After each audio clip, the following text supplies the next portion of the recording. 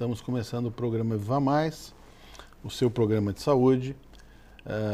Você pode entrar no site sempre do www.programavivamais.com.br. Você sempre vai ter ali os nossos programas já realizados, todos gravados. Então, tenho dúvida de a quem procurar, qual é o especialista a procurar. Nós temos ali várias indicações para você, tá? Como a gente costuma dizer, existem inúmeros bons profissionais. Graças a Deus, o Estado é bem surtido aqui e bem farto com profissionais de excelente qualidade na área tanto da odontologia quanto da medicina, mas ali são pessoas que a gente conhece e que a gente pode assinar embaixo. Na verdade, ali estão as pessoas que a gente entrevistou, né? As pessoas que a gente que a gente convida podem vir ou gostam de falar na televisão. Tem gente que não gosta de falar na televisão, né? E a gente consegue entender isso. Tem muito colega que é excelente profissional e que não gosta de falar, tem vergonha de falar, ou não gosta de falar, ou acha que vai estar fazendo propaganda, que eu acho uma besteira, que na verdade o que a gente faz aqui realmente é propaganda do serviço bom. O que significa isso? Sempre lembrando você que o importante é procurar alguém que tenha feito formação. Tá? Não, e outra coisa importante é que nenhum profissional que nós entrevistamos aqui paga para vir no programa. O programa é gratuito. Essa é uma diversão minha e do Miguel. Nós gostamos de fazer o programa, a gente gosta de se atualizar. Então, nenhum profissional que vem paga para vir ao programa. Isso nos permite, pessoal, convidar profissionais que realmente façam especialidade, né? E como o programa é voltado para você, então nos permite deixar o profissional falar. A gente fica aqui meio que intermediando, eventualmente sugerindo alguma coisa para a pessoa falar, mas porque a gente sabe que são dúvidas de e-mails que vocês já mandaram e dúvidas eventualmente que a gente tem também, né? Mas a Ana sempre me deixa começar o programa quando eu tenho o prazer de ter nosso aqui de preferido. Noite o meu convidado preferido, desculpa os outros colegas, tá? Mas o Vitor é meu colega é filho, né? Colega de profissão, colega de clínica, colega de academia, a gente vive junto. Né? E para quem mais vem perguntas no nosso site, então por isso que a gente traz muito ele aqui. Nós temos uma quantidade gigantesca de e-mails toda vez que o Vitor vem, porque ele escreveu um livro, que é o nosso orgulho. Tu não trouxe o livro para mostrar? Esgotou a edição, eu tinha na mesa ali. Tenho, então ele escreveu um livro dessa grossura que as pacientes dizem que viram à noite. Ainda essa semana eu jantei com um amigo nosso, que também estava querendo pedir consulta no meio, entre pedindo um furo na agenda do Vitor.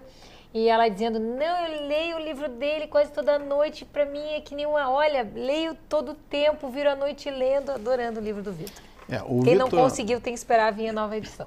O Vitor, assim como os outros filhos, eu tenho mais 3 filhos, 2 são médicos, eu fiz questão que fizessem uma formação boa. Que é isso? A gente orientou para que fizesse uma formação médica adequada. Então, o Vitor fez cirurgia geral na Santa Casa do Rio, fez cirurgia plástica num serviço de um colega bom no Rio de Janeiro.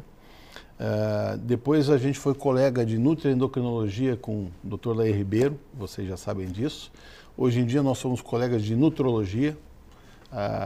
O fato de ter filhos, né, o Guilherme que fez cirurgia plástica já terminou, fez geral, cirurgia do trauma, cirurgia plástica. A outra filha que a gente está encaminhando para fazer uma outra formação médica. Então isso obriga, assim como tua filha que também é dentista, né, obriga a gente a se manter atualizado e estudando sempre, tá? Então hoje o objetivo de trazer o filho, além do orgulho, né? E o Vitor hoje, eu virei pai do Vitor, né? Antigamente o Vitor era meu colega quando eu ia em congresso falar. Hoje em dia eu vou para assistir ele falar e eu virei pai dele. Isso é um sinal que eu estou velho mesmo, né? A gente vai virando pai dos filhos. Isso é sinal que tu criou muito bem, educou muito bem, que ele estudou muito. É um orgulho ver tudo isso. Eu também sou a tia do Vitor. Tu não é a tia do Vitor? Eu estava Um dia que eu tava, acho que essa semana a gente tava na passeata. Não, eu fui naquela passeata pro impeachment da Dilma, na coisa, e um menino veio e me cutucou e disse assim, tu não é tio do Vitor Sorrentino? Eu disse, sou tio do Vitor Sorrentino. Eles me perguntam se eu não sou o pai do Sorrentino. Eu digo, eu também sou Sorrentino, por casualidade. Mas é um orgulho. Pai e filho, exatamente. Mas hoje o objetivo de trazer o Vitor, né, é porque a gente, nessa pós-graduação que a gente fez, a gente acaba tratando gente, principalmente o Vitor, vem gente do Brasil todo, né? E o que a gente sempre faz, antes que o paciente faça a consulta na clínica, e muita gente não entende o porquê, mas quando o direcionamento é para saúde ou para nutrologia, como a gente chama, né? Ou muita gente chama de modulação. O que é modulação? Regular os hormônios, regular as vitaminas, os minerais, os alimentos, né? A gente faz questão que o paciente faça uma bateria de exames sempre. Eu vou deixar o Vitor explicar por quê. Porque a gente começava antigamente atendendo o primeiro paciente, né? Hoje em dia a gente faz questão, já que a agenda, principalmente a dele, é tão tomada, que o paciente já venha com uma bateria de exames. Por que a gente faz isso, Vitor? Primeiramente, boa noite. Na verdade, isso aí, eu não sei até onde que... assim, na teoria, isso pode ser considerado 100% correto, né? Mas é em função da agenda complicada e dos pacientes de todos os lugares do Brasil, né? Para quem é de Porto Alegre, a coisa pode ser um pouco diferente, né? Mas qual é a importância, no final das contas, não só de vir com os exames, né? A gente pede para que venha com todos os exames que tenha, os mais recentes, obviamente, né? Tem gente que vem com uma maleta com exames de 30 anos atrás, que é válido, né? É válido, vocês vão entender por quê. Mas a gente busca observar o máximo de parâmetros possível, pelo menos numa primeira vez, né? Para a gente poder entender, independente da idade. É claro que tem exames que são mais próprios para uma idade ou outra, né? Não tem necessidade de serem feitos numa idade ou muito avançada. Mas como é que jovem. funciona? Eu chego lá na clínica, quero marcar uma hora, já pedem o exame, é isso? Não e sim, depende, né? As pessoas todas que são de fora, sim. As pessoas vêm de fora porque elas não vão se deslocar, né? Tem gente que... A gente atende gente do Pará, de Sergipe, de Alagoas, de Roraima, Rondônia, enfim, até Rio de Janeiro, São Paulo, Paraná. Então, para essas pessoas não teria como vir a consulta, depois voltar, realizar exames e voltarem, né? Então, o ideal é que já venham com exames, mas o que a gente quer abordar aqui, no final das contas? É a importância dos exames e fazer vocês entenderem não só a importância, mas um outro lado dos exames sanguíneos, principalmente, né? Não só o lado matemático. Bom, se vocês entenderem. Quantas vezes, de repente, você já chegou num profissional de saúde e questionou sobre, eu acho que eu estou doente, né? Acho que eu estou com alguma coisa. Naturalmente, ou já em 5 minutos, tá, que a média de tempo que o médico interrompe o paciente é menos de 1 minuto. O paciente pergunta, tudo bem, como é que o senhor está? Começa a falar, pum, tem interrupção. Isso. Aí eu já consultei um médico que só podia dizer sim ou não. Ele ia fazendo as perguntas, e se tu interrompesse, você ia dizer, não, mas é que... Não, sim ou não.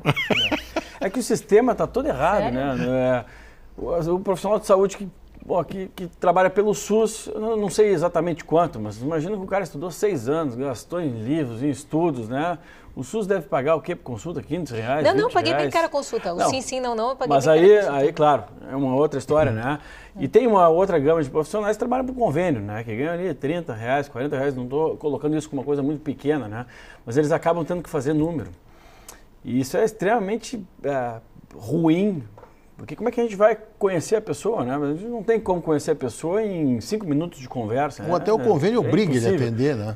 Uma quantidade X. Não é ideal, né? Uma situação ideal seria que gaste o tempo que for necessário, né? Se for necessário, eu não consigo conhecer uma pessoa com menos de 1 hora, não consigo. Tem que conversar. Eventualmente a gente já conhece a pessoa, um tempo um pouco mais curto, ou então um tempo mais longo, pode ser 2 horas, a gente não tem como determinar isso, né? Em função disso, às vezes as coisas atrasam bastante na clínica também, não é culpa minha. Mas por que é tão importante os exames, né? Porque, como eu perguntei, quantas vezes a pessoa se sente doente, vai ao médico, eu já passei por isso, ou profissional de saúde, né? E nada. São pedidos, quando muito, 4, 5 parâmetros, hemograma, glicose, ureia, creatinina, algumas vezes função hepática, colesterol e deu.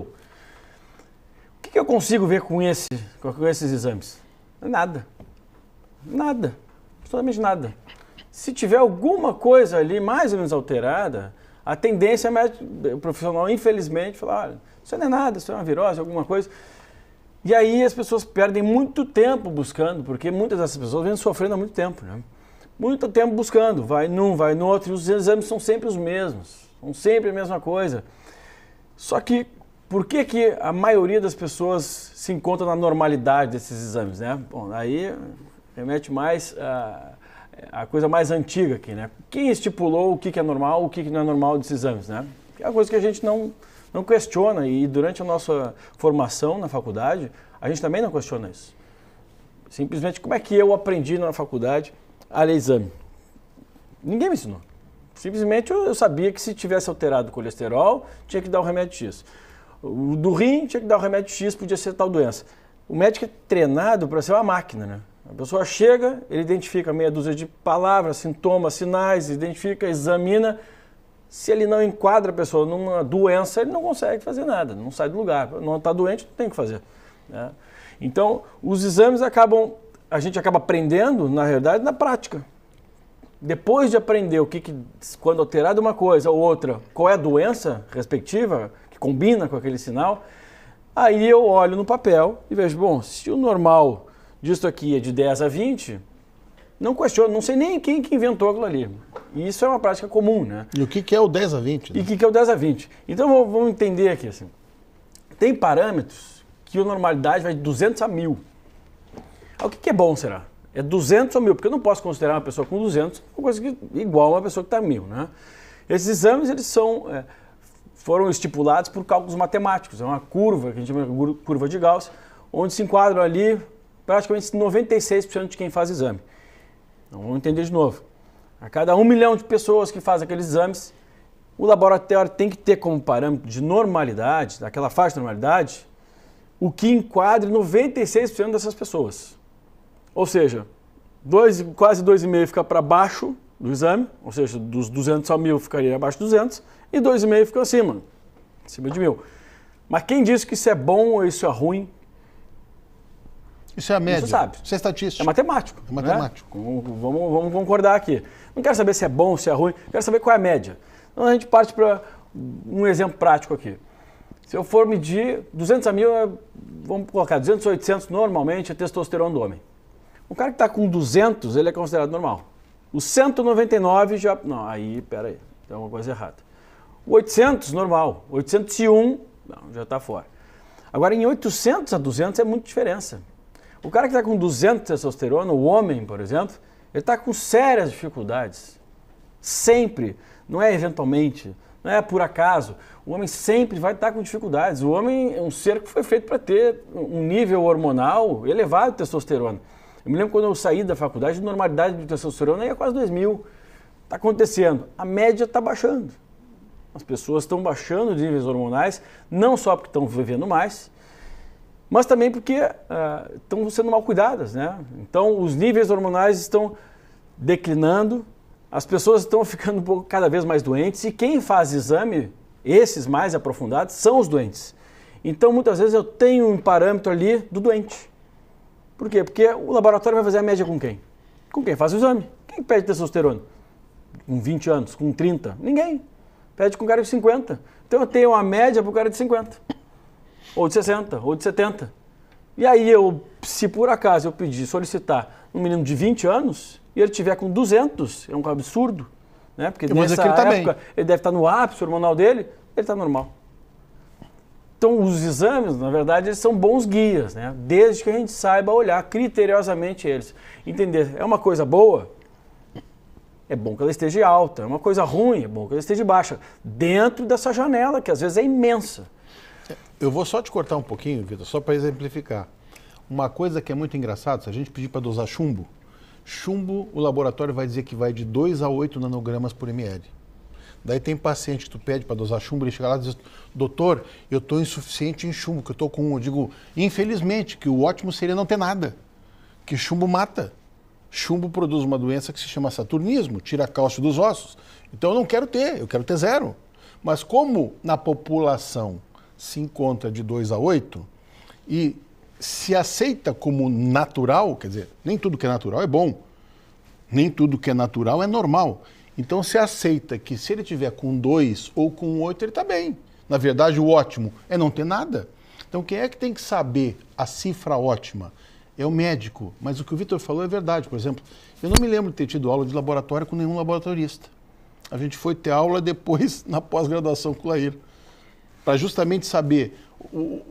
Outro item interessante, antes da gente ir para o intervalo, e depois o Vitor vai continuar explicando o que é cada coisa, é o seguinte, pessoal, estatísticas nacionais mostram que de cada 10 pacientes que fazem exame, 7 ou 8 estão doentes.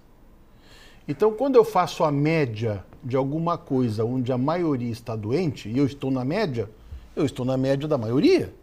Então, se eu estou fazendo um exame onde se considera como normal ou média, na normalidade da média, né? A maioria está doente, eu estou doente, eu não estou saudável. Só que normalmente a gente olha o exame assim, não, está na média, está bem. Não está bem nada, está doente. Imagina um menino, né? Que deveria estar, sei lá, com 900 ou com 1000 de testosterona, com 200 de testosterona. E eu não posso considerar um menino desse anormal. Anormal. Né? Por incrível que pareça, e nem doente. Ou seja, naturalmente, se eu voltar ao tempo e eu estivesse na faculdade, eu olhar e falar assim, tá normal, vai para casa, não tem o que fazer. Pô, mas eu tô com baixa libido, tô sem concentração, tô mais depressivo, tenho idade para criar massa muscular, não consigo tudo isso é feito a testosterona no homem e na mulher. Não consigo emagrecer, sou disperso. E mesmo assim eu estou normal, porque ele não faz ideia que aquilo ali. Então a tendência é o próprio paciente olhar e falar assim, não, mas isso aqui eu estou normal mesmo, deve ser coisa da cabeça. Onde uma pessoa dessa, por exemplo, acaba? Psiquiatra, tomando antidepressivo. Porque ele está toda a sintomatologia de déficit de testosterona. Bom, vou deixar vocês mais curiosos ainda, porque vai ficar daqui para melhor, a gente já volta.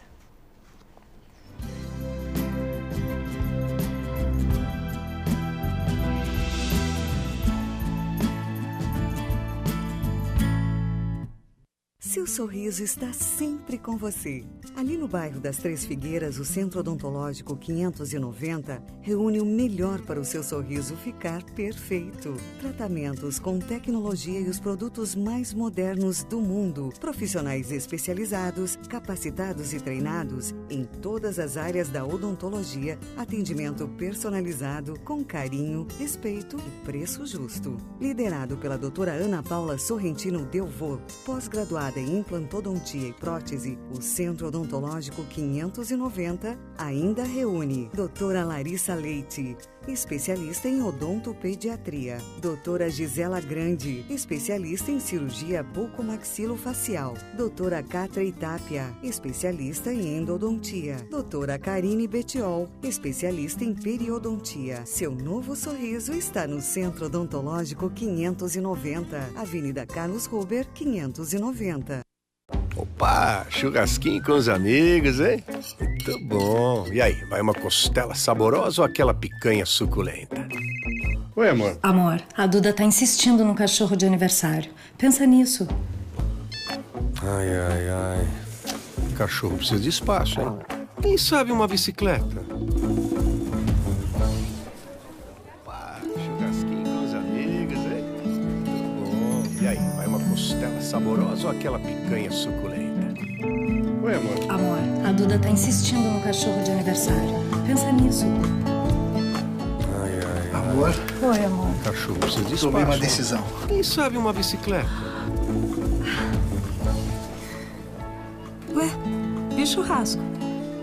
Ai. E agora? Essa foi por pouco. Amor, Oi, amor. tomei uma decisão.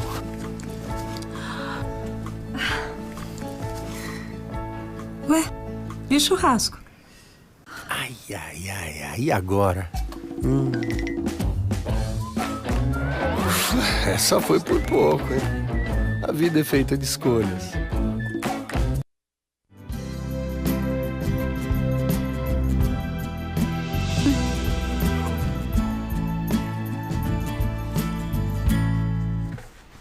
Então, estamos de volta e se você está nos acessando agora, hoje nós estamos entrevistando o Dr. Vitor Sorrentino, que é um orgulho para nós, né? Meu sobrinho, filho do Miguel. Mas a gente trouxe o Vitor porque são muitas as perguntas, a gente recebe muitos e-mails e você pode também acessar ali no nosso site www.programavivamais.com.br. Pode assistir o início dessa entrevista, as outras tantas entrevistas que nós temos feito nos últimos 5 anos e também mandar suas perguntas, né? Porque aí você mandando suas perguntas a gente traz aquele profissional que você ficou dúvidas ou podemos até trazer o Vitor de novo. Mas antes do comercial a gente estava falando sobre os exames de saúde. E o Vitor está falando que muitas vezes, por exemplo, no exemplo da testosterona, pode dar de 200 a 800 como normal. Tá, mas se dá ali como normal, Vitor, como é que tu age nesse momento? Que na medicina a gente aprende uma máxima, né? Que todo estudante de medicina ouve, mas eles esquecem, não sabe nem por que ele ouviu na maioria das vezes, né? Que a clínica é soberana, a gente coloca, né? Então assim, entre ficar com os exames, o papel e a pessoa, a gente escolhe a pessoa, geralmente, né? Então, a gente combina aqueles valores, né? Vamos colocar, se a pessoa tiver com 500 e tiver com a sintomatologia toda do déficit daquele hormônio, por exemplo, nós estamos colocando testosterona, que o valor a janela é imensa, né? De 200 a 800. A gente pode melhorar esses níveis, né? Encontrar meios de melhorar, ou se tiver um parâmetro anterior dos exames, vamos colocar, de repente fez um exame há 1 ano atrás e estava com 800, de repente está com 300. Tem alguma coisa que aconteceu nesse ano de muito sério na saúde dele. Isso inclui alimentação inadequada ou a falta de exercício físico. Então, o impacto que a vida dele está causando na genética dele, no corpo dele. Então, muitas vezes, apesar de não estar fora do parâmetro esse exame, ele significa doença para aquela pessoa, mas não, a doença não tem nome, uma doença. Já que não tem nome, normalmente nada se faz. Mas não quer dizer que nada possa se fazer. Não tem o que se fazer, né? Tem como melhorar esses níveis. Tem desde o uso de fitoterápicos para otimizar esses níveis, tem hábitos de vida que devem ser modificados, até tomar mais água pode modificar isso. Então, tem uma série de coisas que podem ser feitas, atenuar o estresse, trabalhar com... Porque os hormônios eles têm uma relação muito íntima, né? E quando eu altero um, possivelmente eu altero um outro segundo ou um terceiro. Então, onde é que está a causa, né? A gente tem que buscar a causa. Então, é muito importante, nesse sentido, quando a gente fala sobre exames, então, avaliar de forma global, de poder ter vários parâmetros, né? O que acontece é que, geralmente, eu sou especialista X, eu peço meia dúzia de exames meus, mas o outro meia dúzia dos deus. E ninguém relaciona esses exames. Então, se eu, por exemplo, sou psiquiatra, e eu não vou olhar para a testosterona do homem, que é muito comum, tá? 2 parâmetros muito comuns de acontecerem isso, tá? Vamos colocar aqui. A pessoa começa com um quadro, uma situação hipotética aqui, começa com um quadro de cansaço, prostração, desânimo, quadros depressivos, tristeza, choro fácil, bom, ganho de peso, dificuldade de manter massa muscular, bom, tem várias hipóteses aí, né? Vamos colocar dentro dos hormônios para a gente entender. Testosterona pode ter baixa? Sim, tanto em mulher como em homem. Tá? Tireoide pode estar com os hormônios um pouco mais baixos, tanto em mulher como em homem. Esses são sintomas bem comuns e que podem se confundir entre eles. Até o GH, o hormônio de crescimento, quando a gente entra em somatopausa, que é a pausa desse hormônio, que não vai a zero, né, mas vai abaixo dos limites esperados pelo corpo, pode significar toda essa sintomatologia. Então, eu não posso pegar simplesmente, já que a minha especialidade é essa, eu vou olhar para agora. Então, eu sou psiquiatra, eu recebo a pessoa com esse quadro, ao invés de solicitar exames, isso aí, muitos de vocês já devem ter passado por isso, eu vou encaixar num quadro clínico de uma doença. Né? Pô, essa pessoa está com um pouco de depressão, está precisando viver, vamos fazer o seguinte, vamos entrar com antidepressivo. Ou seja, nada do que está acontecendo atrás vai ser resolvido. Eu estou com um paliativo que não tem nada a ver com o que está acontecendo realmente no corpo. Eu estou simplesmente pegando fogo minha fábrica lá, minha clínica, e eu vou lá, em vez de apagar o fogo que está acontecendo lá dentro, porque a diminuição desses hormônios podem dar um aviso para a gente, né? Olha, vai ficar mais triste, mas procure regular a sua vida, ou fazer atividade física, enfim, tem uma gama imensa de medidas que podem ser tomadas. Ao invés dessas medidas serem tomadas, o que eu vou fazer? Bom, vou entrar numa medicação antidepressivo, com o tempo, daqui a pouquinho, a pessoa está com dificuldade de dormir, dá-lhe remédio para dormir. E aí vão se associando devido aos efeitos colaterais de cada medicação. Tudo porque alguém deixou de olhar os exames de forma crítica, criteriosa. Porque às vezes a manipulação, a modulação, a melhora, a otimização de alguns parâmetros é o suficiente. E ali a gente resolve de forma natural. Natural, é claro, mas usando fitoterápicos, estimulando natural, é claro, eu estou otimizando o que o corpo já tem, né? Eu estou melhorando coisas que o corpo já tem. Então isso é muito importante, são casos muito comuns que a gente pega, né? Voltando lá à história do chumbo, por que o chumbo 2 a 8 é normal? Porque está todo mundo contaminado. Mas eu não tenho culpa que as pessoas estão contaminadas. Eu quero o meu chumbo em 0. Porque 1 é anormal. Então quer dizer que a pessoa estiver com 7 de chumbo, está normal. Mas está ferrado, mas está normal. Mas está contaminada. Porque o chumbo é metal pesado. Seria equivalente a falar o seguinte: olha, se eu pegar 2% de álcool etílico no leite de vaca que eu tomo, que é normal. Está todo mundo contaminado, então vamos prezar pela porcaria. Então, no exame de sangue é a mesma coisa. Quando a gente olha para o chumbo, por exemplo, é isso. Chega a um resultado absurdo, né? O normal é ser ruim, é estar contaminado. Em alguns outros... Tem gente que apresenta a doença com 2, com 3, com 1, com 5. Tem gente que está com 8 e não teve nada, sinal da doença. Está doente, mas não tem sinal. Mas, e o que determina, geralmente, né? Por um parâmetro, então... Bom, mas tem extremos. O chumbo é isso aí, testosterona ninguém olha, os hormônios da tireoide também, né? Eles podem ter... Os 2 hormônios podem ter uma variação muito grande, né? Pode de 9 a 170. Um outro, às vezes, de 100 e alguma coisa, 150 em média, a 350, a 420. Eu já tive muitas pessoas que eu conheço que dizem assim, tu vê que a pessoa está engordando, mas o exame está normal. Não, vai dizer assim, não, mas eu estou no limitezinho ali. Está dentro do corte do laboratório. Eu estou no meu esse limitezinho é o erro, ali. Né? Então, a gente trabalha, Ana, isso aí tudo, o Vitor vai falar depois, a gente trabalha o quê? Com padrão ouro. O que é padrão ouro? Ora, eu tenho 55 anos. Eu mantenho a minha testosterona como se eu tivesse 17. Mas tu não pode ter. Tu pode me dizer onde é que está escrito isso? Porque os trabalhos médicos mostram justamente o contrário. Não, mas tu já tem 55. Problema da minha data de nascimento. Eu não quero ter. Mas daí quando a gente fala em otimizar isso e deixar bem, vem aquele papo epilético que a gente escuta sempre. Tu está indo contra a natureza. Meu amigo, não tem nada mais antinatural do que ser médico. Medicina é antinatural. Porque o natural, se é para ser natural, deixa evoluir a doença, pô. O cara está com apendicite, não opera. Está com problema na vesícula, não opera. Está com câncer, para que fazer quimioterapia? Não é para ser natural? É que quando não foge da área dele, então quando a coisa vai assim, vamos dar saúde, é que infelizmente eu não aprendi isso na faculdade, o Vitor também não. Quer dizer, como é que eu vou fazer para dar saúde? Não, esse sinal, esse sintoma é de que doença? E como é que eu trato essa doença? O que a gente quer?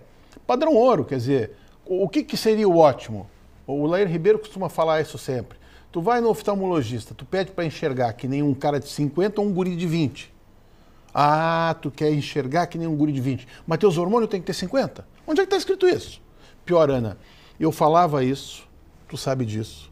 Eu sou gozado até hoje pelos filhos que eu falava isso. Ainda há 2 semanas atrás, eu dei indicação de um tratamento para a filha da Ana que está nos Estados Unidos, a mais novinha da Ana, e ela disse assim, quem te viu, quem te vê, hein, tio? Né? Não foi no FaceTime? Por quê? Porque eu também falava contra, eu consigo entender, é mais fácil a gente se proteger e dizer assim, não, eu não aprendi assim. Mas vem cá, não é porque tu não aprendeu assim que tu não pode mudar, meu.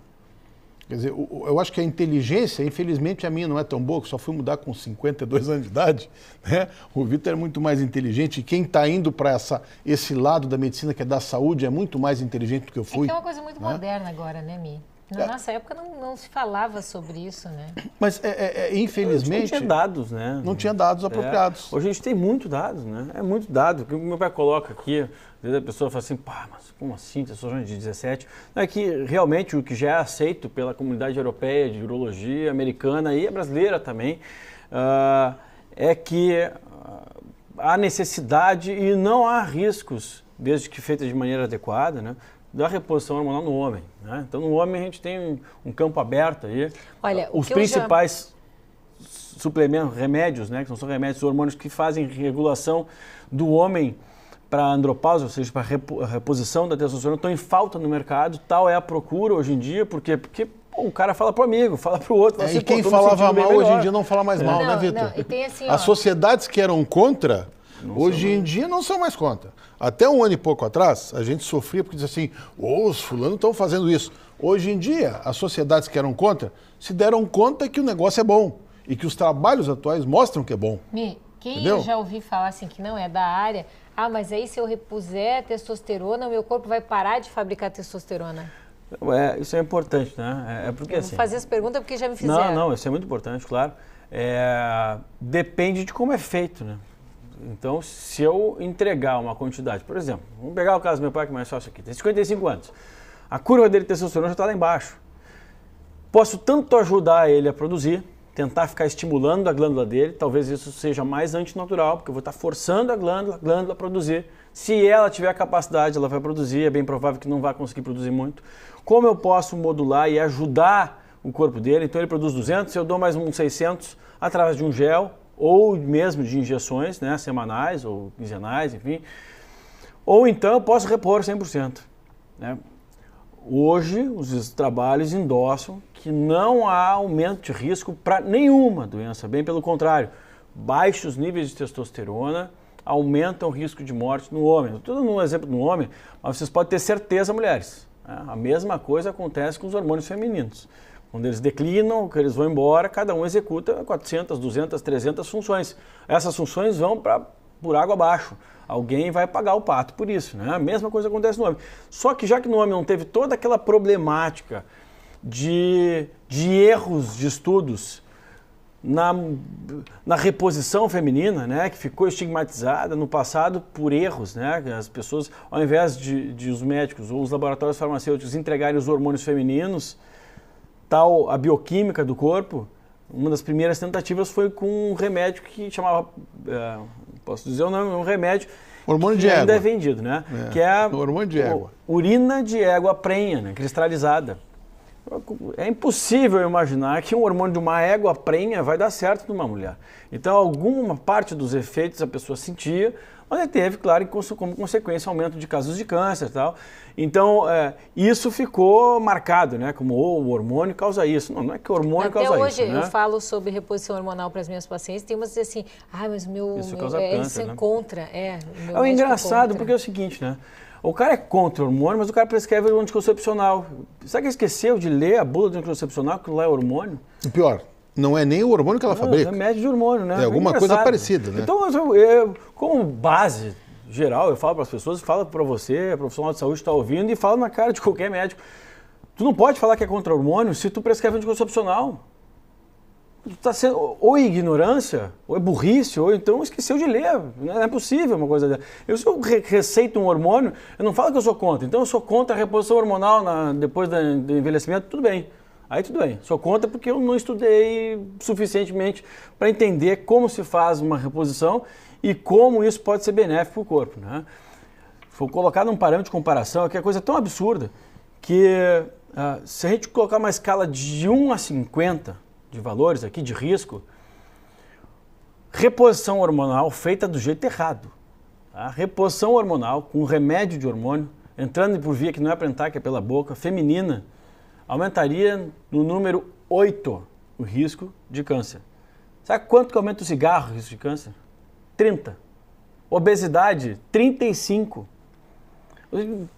Antes de ficar falando mal de hormônio, né, sem base nenhuma, manda a pessoa emagrecer, faz ela emagrecer, faz parar com o cigarro, faz parar de comer doce, de comer farinha. Então, é muito absurdo, a gente fica indignado, às vezes, porque é uma falta de conhecimento total, né? A pessoa chega assim, doutor, eu tenho medo porque meu médico falou assim, só não brinca com o hormônio. Ninguém está brincando com o hormônio. Brincar com o hormônio é deixar o hormônio solto dentro do corpo, sem entender o que está acontecendo, porque esses desequilíbrios que vão acontecendo ao longo da vida, se eu passar uma semana estressado, um dia estressado, meus hormônios naquele dia vão se alterar. Um dia estressado. Se eu comer um bolo de chocolate agora, ou um prato de macarronada, ou uma pizza, eu vou estar com o hormônio alterado por mais ou menos 2 a 3 horas. Eu vou estar diabético sem ter diabetes. Sofrer todos os danos do diabético naquele período de 2 a 3 horas. Uma coisa grave, né? A insulina é um hormônio. Então, não posso ser crônico do hormônio se o hormônio nasce com a gente dentro do corpo, né? Vamos voltar lá no negócio do... Pode ser depois do comercial? Pode. Que aí a gente inteira o assunto e não interrompe mais. Você não sai daí que vai ficar ainda melhor. A gente já volta.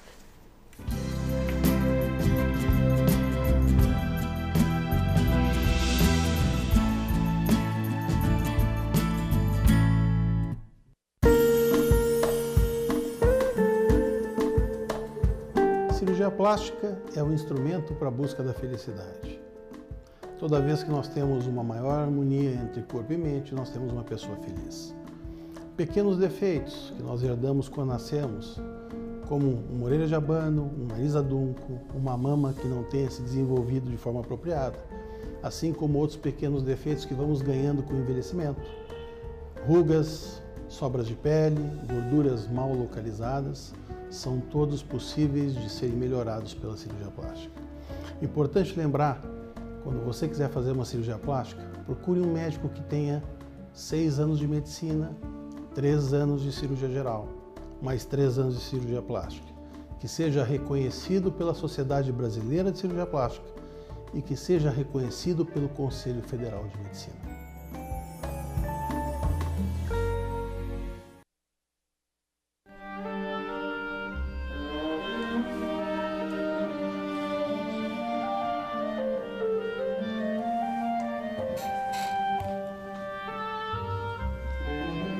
Vamos comprar doce? A gente tem que esperar o intervalo, filha. Sua família. Não está na hora de você se dedicar a ela? Da Igreja de Jesus Cristo dos Santos dos Últimos Dias.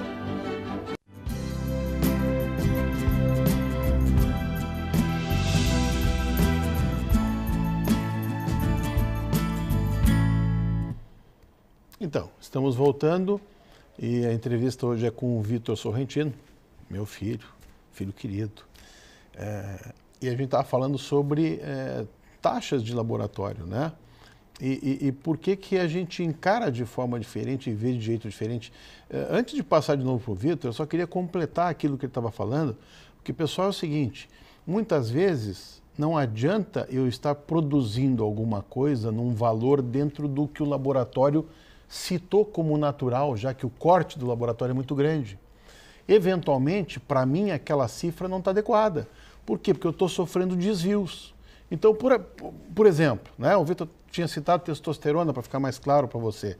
Não adianta eu estar produzindo 800 se eu estou produzindo muito SHBG, que é uma proteína que segura. Se eu, pela idade, estou produzindo muita aromatase, que é uma enzima que transforma a testosterona em estrogênio. Sabe o que vai acontecer? O que ele falou que estava acontecendo comigo. Estava engordando, aumenta a mama, aumenta a cintura. Daí o cara vê uma propaganda bonita do supermercado e chora. A pessoa diz assim, ai, que bonito, o vovô ficou emotivo. Ele escuta falar alguma coisa, levanta o óculosinho e seca. Ah, sabe o que é isso? É natural? É óbvio que não.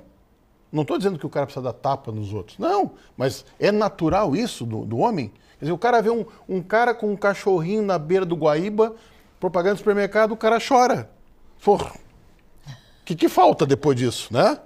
Nem arranjar namorado, né? Mas o Vitor estava explicando o porquê que a gente encara diferente, né? E o porquê que muitas vezes o pessoal tem tanto medo, né, Vitor? Que raio de medo é esse de suplementar?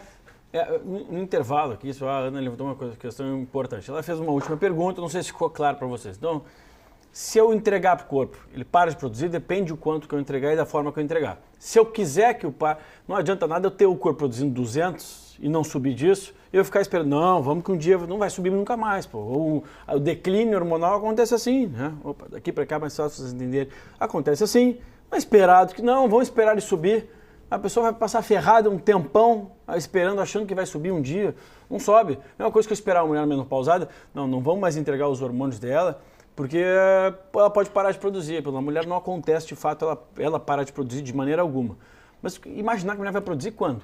Então vamos fazer o seguinte, para de produzir, é um problema real, Então a gente não pode dar pílula para a mulher também. Volta a pílula. Porque quando a mulher toma pílula, ela fica menopausada, quimicamente. Então o remédio entrega uma situação hormonal absolutamente irreal, estável, para que não aconteça aquela oscilação, ela não ovule, né? E não tenha a probabilidade de engravidar. No momento que se tira o anticoncepcional, dali a 1, 2, 3 meses, 4, às vezes 6, às vezes 1, volta a situação hormonal dela à normalidade, se é que dá para dizer que volta à normalidade, mas enfim, o hormônio volta a ser produzido. Então, quando a gente faz uma reposição, a gente pode optar, né, que forma que a gente vai fazer. É óbvio que depois de uma certa idade a pessoa não vai responder, né, é natural. Não vou tentar estimular um cara de 80 anos a produzir, não vai produzir. Não tem mais capacidade de produzir. Se for produzir, vai produzir pouquinho. Seria o equivalente a falar o seguinte, então vamos pegar o diabético e o pâncreas falhou, não produz mais insulina. Vamos ficar dando um chute no pâncreas para ver se ele produz alguma coisa. Não vai, não tem mais condição, ele se desgastou a célula dele.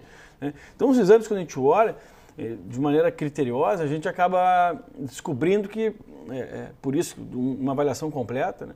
Que uma coisa depende da outra, um neurotransmissor depende do outro, um hormônio depende do outro. Um mineral, para funcionar, por exemplo, o cálcio para osso, depende de magnésio. Cálcio sem magnésio também não funciona, cálcio sem a vitamina D também não funciona.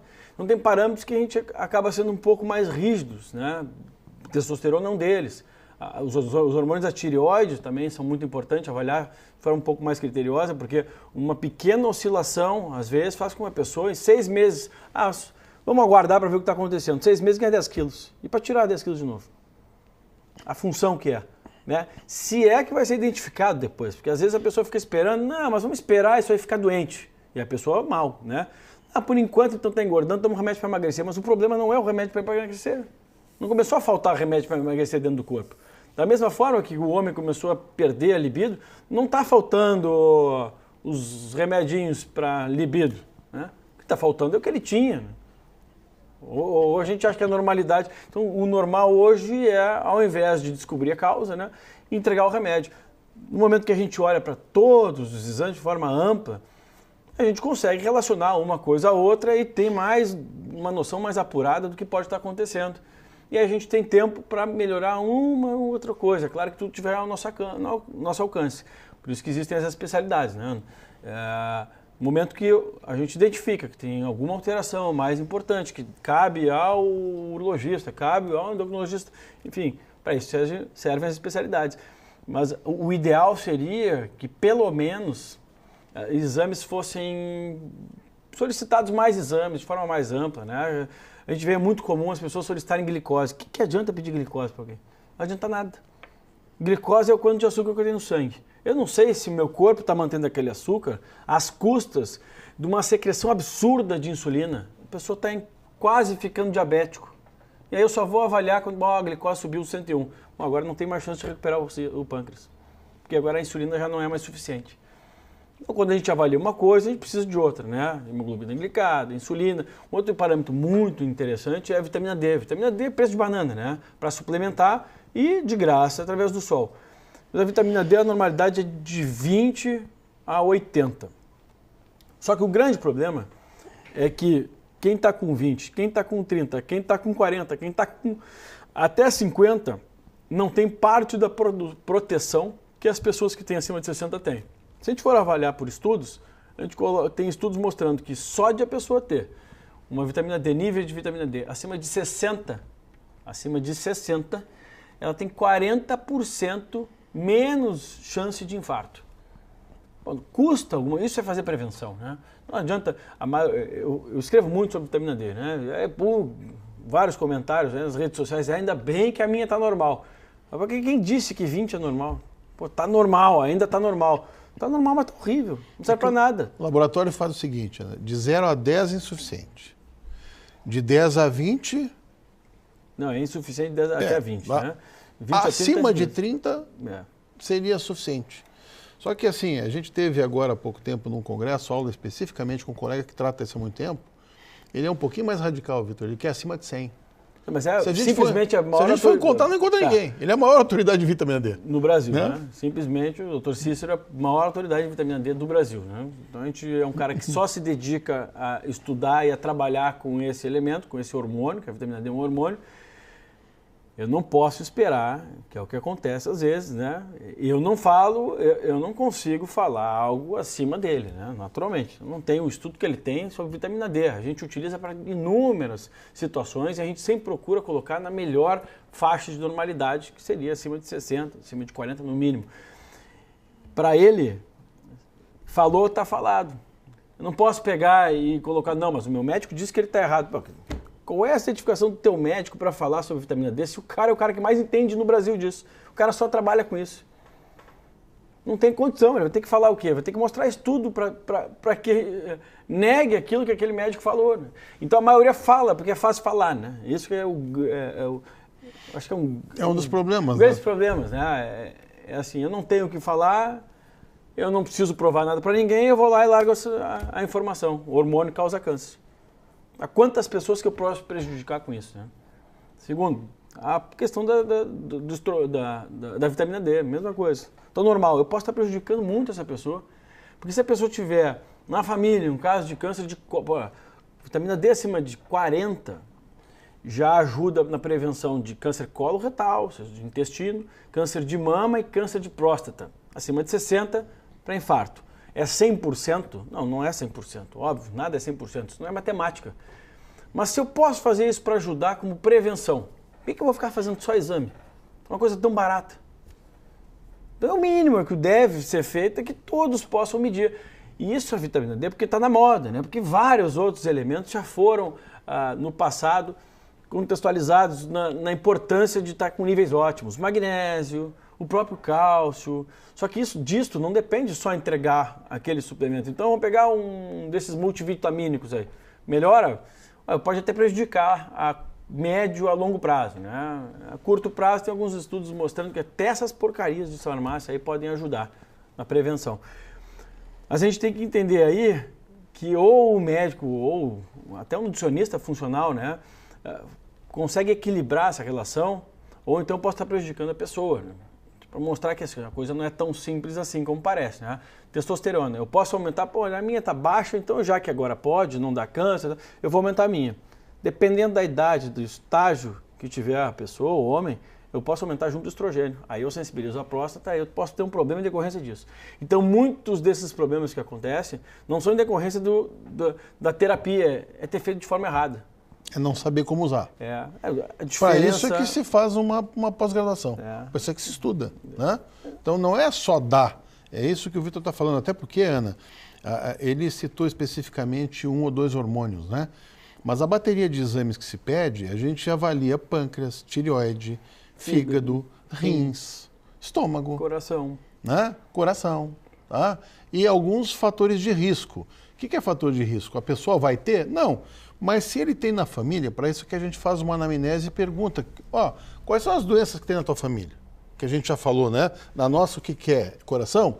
Então, vamos dar uma ênfase. Olha, ele está com esse fator de risco, esse alterado. Significa que eu vou proteger ele, que ele 100% não vai ter? Não, mas se vitamina D já ajuda, vitamina D, eu vou deixar alta. Se a homocisteína dele está alta, não, vamos baixar a homocisteína dele. O que baixa a homocisteína? Alimentação, vitamina B6, B12, ácido fólico e zinco. É suplemento. Um mês depois baixou. Né? Ômega 3 diminui os fatores de risco coronariano, melhora a função cerebral. Nós já entrevistamos o colega que é oftalmologista, né?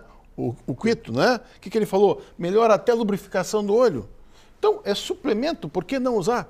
Agora, quantas vezes te pediram para ver dosagem de relação de ômega 6 e ômega 3, né? Que são justamente o que? Os ácidos graxos essenciais, que é o que a gente pede. Daí, quando a gente pede uma bateria de exame, o pessoal diz assim, nossa, eu também falava isso. Eu consigo entender, eu me penitencio, eu falava exatamente, até porque eu tinha que olhar, né? Imagina, chega um paciente com 80 páginas de exame, que aqui em médio que a gente pede, entendeu? E o cara não sabe, primeiro, ver a metade daquilo, que eu não tinha aprendido, né? Segundo, eu vou ter que olhar. Depois eu vou ter que explicar para o cara o que tem ali, né? E justamente o que a gente faz, a gente não tá, o que nós estamos fazendo não é querendo passar na frente de especialidade de ninguém. É dar saúde para que ele não tenha que usar a parte de doença, de tratamento de doença das especialidades. É óbvio que a gente vai encaminhar quando é o caso. Mas graças a Deus, pessoal, hoje em dia, o que a gente tem na clínica, e o Vitor tem 36 anos de idade, é uma das pessoas mais requisitadas hoje em dia para falar sobre isso. Isso é uma satisfação como pai. A gente tem pacientes médicos de todas as especialidades. O Vitor, com 36 anos, tem paciente médico com quanto, Vitor? 86, 87? Tudo que é idade. Então, assim, graças a Deus, a que própria classe... Filhos, né? Que levam filhos, que levam a família. No começo eu ficava até assustado. Eu falei assim, pô, mas eu, o cara com 60 anos, trazendo a família para mim aqui...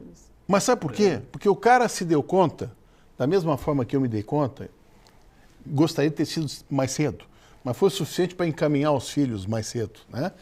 Se deu conta que o quê? Que não adianta ficar tratando doença, né, Ana? Imagina se tu, como dentista, chega lá e só trata a cárie e não explica. Quer fazer prevenção. Claro, o que faz para não ter cárie? Então, é isso que a gente quer. É o que eu faço para não ter a doença. E relacionar as coisas. Não adianta.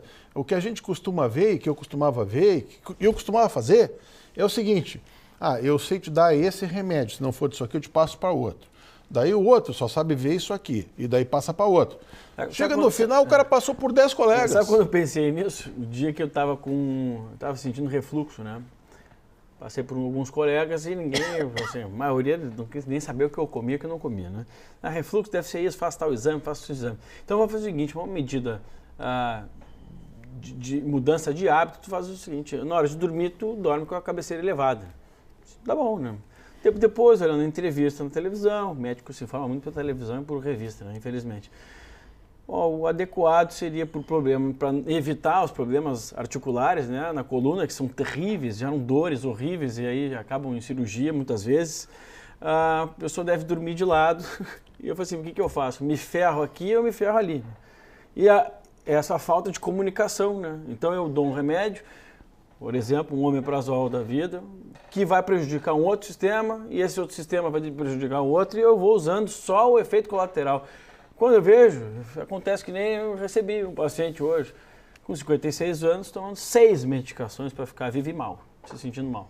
6 E pior, se ele, depois das 6, de ter passado por algumas especialidades, ele disser que ainda está se sentindo mal, mandou para o psiquiatra. Ele. Vamos dizer, não é possível, porque eu já te dei o remédio, vou te dar o remédio, vou te dar o remédio. Tu explicou sobre, tu tocou no assunto homosteína, tem um tempo ainda? Claro que tem.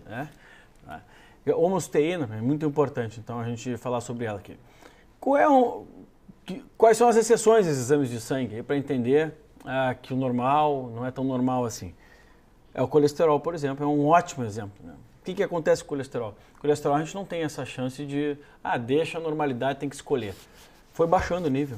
240, já foi 300, né? 240, 230, hoje em dia abaixo de 200. Abaixo de 200 é a normalidade. Mas por que está baixando tanto assim?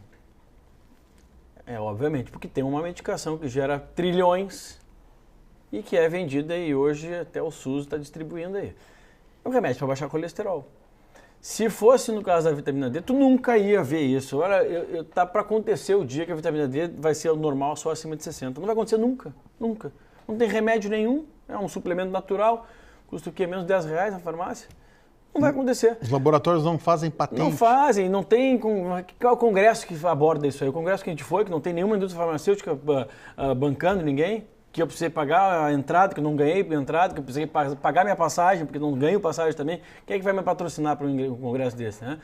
Então, o colesterol é um exemplo muito interessante, né? Então foi baixando, baixando. Só que o único problema, ele baixou para tentar solucionar uma situação insolucionável praticamente, que é o aumento da morte por conta de doenças cardiovasculares, de infarto. Só que a gente vem com o uso dessas medicações e até hoje a gente não diminuiu o infarto. O que acontece? Está aumentando. E não é porque a gente está aumentando a expectativa de vida. Está aumentando. Está aumentando porque a medida de baixar colesterol não adiantou para a redução de infarto. E às vezes pelo contrário. Muitos estudos aí mostram que a maior parte dos infartados tem colesterol absolutamente normal. Então, lembra que o meu pai falou sobre homosteína? Então, imagina o seguinte, colesterol é um carro que corre dentro do vaso sanguíneo, dentro de uma estrada. Ele leva informação e traz informação. Qual é o problema do colesterol? É ele em si ou é o que eu faço com o carro? É o que eu faço com o carro. Se a minha estrada estiver avariada, se meu carro for oxidado, enferrujado, aí eu atrapalho a vida dele. É um mocinho pego na cena do crime. A homosteína mostra que quando ela está em excesso, que o corpo está oxidando a mais do que deveria. Excesso de radical livre. Excesso de radical livre danifica desde o DNA até o pobre do colesterol, que vira aterosclerose. E aí eu tenho um problema não por conta do colesterol. Ou seja, se eu pego e olho para o colesterol baixo de 200, ótimo. Homocysteína em 15. Em 15. Estou me ferrando, posso infartar. Eu recebi semana passada um paciente assim. Não, estou tomando esse remédio. Quando olho o colesterol de 80, eu falei, mas o que está acontecendo? Abaixo de 140 ele não fabrica mais hormônios, tá? 80? Mas o que está acontecendo com 80? Eu falei, não, porque eu infartei já uma vez. E o médico, para prevenir, começou a me dar o remédio para colesterol. Eu falei, mas tu teve colesterol alto? Não, nunca. Mas como é que eu estou dando um remédio para colesterol para um cara que infartou que não foi por causa do colesterol? Continuava com homocysteína alta, que é oxidação alta, inflamação alta, glicação alta, ou seja, tudo que estraga o colesterol estava alto. Mas vamos atacar ele, porque o resto não tem remédio. O resto é estilo de vida. Em síntese, né, o que a gente tenta fazer é isso. É fazer uma bateria mais ampla possível, Ana, para rastrear. Então a gente faz uma avaliação física com um avaliador físico, tem um nutricionista, tem toda uma avaliação clínica, exames de imagem se necessário, né? E, mais importante do que isso, é a clínica do paciente. Quer dizer, não adianta eu olhar exame e achar que ele está bem, o cara continua com clínica. Mais importante é como é que o cara está se sentindo. Que infelizmente a gente, depois que fica mais velho, é que se dá conta disso. Né? A gente quer agradecer muito a presença do Vitor de novo. A gente tem tentado trazer ele nas últimas 2 semanas, mas ele está sempre em São Paulo, Rio, viajando. Estava difícil, mas obrigado por estar com a gente hoje, Vitor. Prazer, sempre. Sei que esse horário é cansativo, mas é muito bom quando a gente está sempre junto aqui. E a gente se encontra semana que vem. Até lá.